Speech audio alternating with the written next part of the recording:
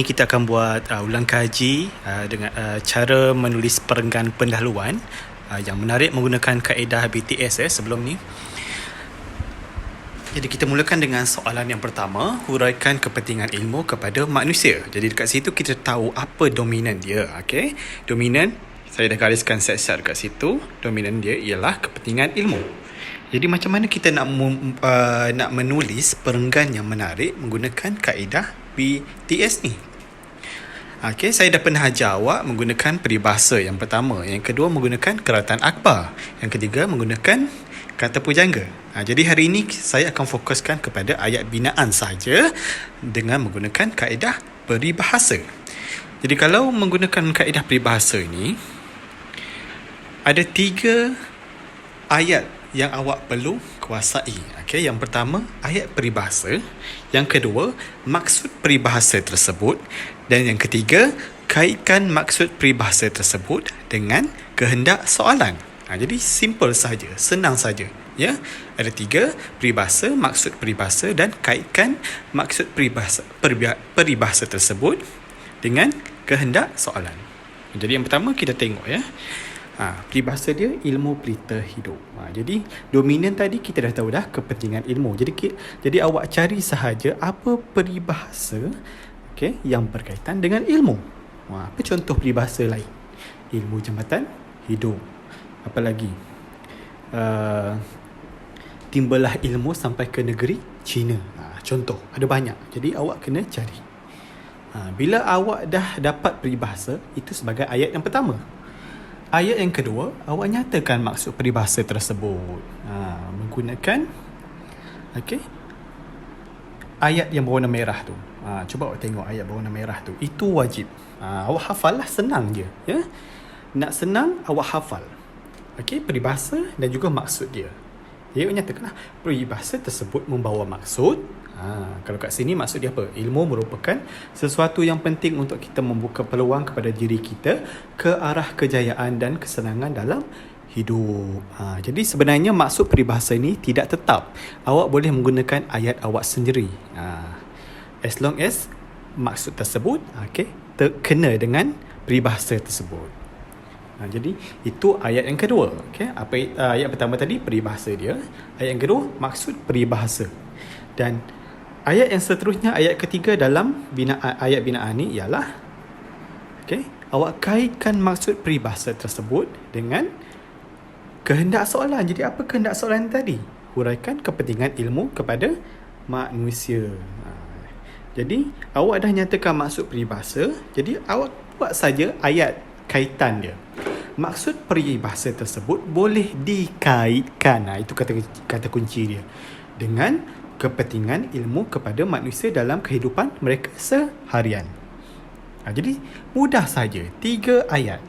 Peribahasa, maksud peribahasa dan juga kaitkan maksud peribahasa tersebut dengan kehendak soalan. Jadi lengkap ayat binaan awak. Kan dah menarik tu. Awal-awal perenggan dah ada peribahasa, maksud dia dan juga awak kaitkan maksud peribahasa tersebut dengan kehendak soalan. Kita tengok contoh soalan lain.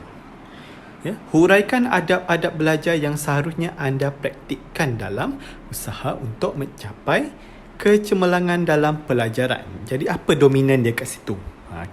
Dominan dia ialah adab belajar. Jadi awak cari apa saja peribahasa yang sesuai yang berkaitan dengan adab. Ataupun peribahasa lain yang tiada kaitan pun boleh. Selagi awak mampu mengaitkan maksud peribahasa tersebut dengan dominan dalam kehendak soalan. Jadi kalau kat sini saya pilih peribahasa, kalau asal benih yang baik jatuh ke laut menjadi pulau. Jadi apa maksud dia? Jadi awak nyatakanlah maksud dia. Peribahasa tersebut membawa maksud. Itu ayat keramat dia yang wajib awak hafal. Yang warna merah tu. Ayat kedua. Peribahasa tersebut membawa maksud orang yang baik. Tertinggal baik kat situ. Walau di mana pun keberadaannya tetap akan baik juga. Jadi maksud peribahasa. Awak dah nyatakan maksud peribahasa tersebut.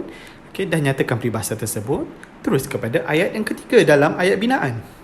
Itu maksud peribahasa tersebut boleh dikaitkan dengan manusia yang beradab, terutamanya adab semasa menimba ilmu. Jadi awak dah ada peribahasa, awak dah ada maksud peribahasa dan juga awak kaitkan maksud peribahasa tersebut dengan kehendak soalan. Kita tengok contoh soalan yang lain. Huraikan kebaikan-kebaikan yang kita peroleh sekiranya kita sihat dan cergas. Jadi bila tengok saja soalan ni, awak kesan dulu apa dominan dia. Okey, kebaikan, sihat dan cergas. Itu kata kunci dia, dominan. Sihat dan cergas. Jadi awak cari peribahasa yang berkaitan dengan kesihatan. Kalau dekat sini saya pilih badan sihat. Badan sihat, otak cerdas. Jadi itu ayat pertama. Ayat kedua apa dia? Maksud peribahasa. Jadi apakah maksud peribahasa tersebut? Peribahasa tersebut membawa maksud badan yang sihat. Okey, ingat ya. Saya merahkan sebab apa? Awak kena hafal. Peribahasa tersebut membawa maksud badan yang sihat akan melahirkan idea yang bernas. Macam yang saya bagi tahu sebelum ni, maksud peribahasa tidak tetap. Awak boleh guna ayat awak sendiri. Selagi maksud dia tidak lari. Selepas awak nyatakan maksud dia, jadi awak kaitkan maksud tersebut dengan kehendak soalan. Jadi apa kehendak soalan itu tadi? Kebaikan-kebaikan sekiranya kita sihat dan cergas. Jadi peribahasa tersebut boleh dikaitkan dengan itu awak kena hafal yang warna merah tu. Kebaikan yang kita akan perolehi jika kita mempunyai badan yang sihat dan cergas. Jadi lengkap ayat binaan dalam formula BIT SST ataupun BTS. Jadi saya ulang semula. Nak senang, nak mudah, nak menarik dalam perenggan pendahuluan awak, menulis perenggan pendahuluan, kaedah BTS dengan menggunakan peribahasa. Yang pertama, peribahasa, itu ayat yang pertama. Ayat yang kedua, maksud peribahasa. Dan ayat yang ketiga, nyatakan perkaitan maksud peribahasa tersebut dengan kehendak soalan. Jadi tiga tersebut, senang saja. Selesai ayat binaan.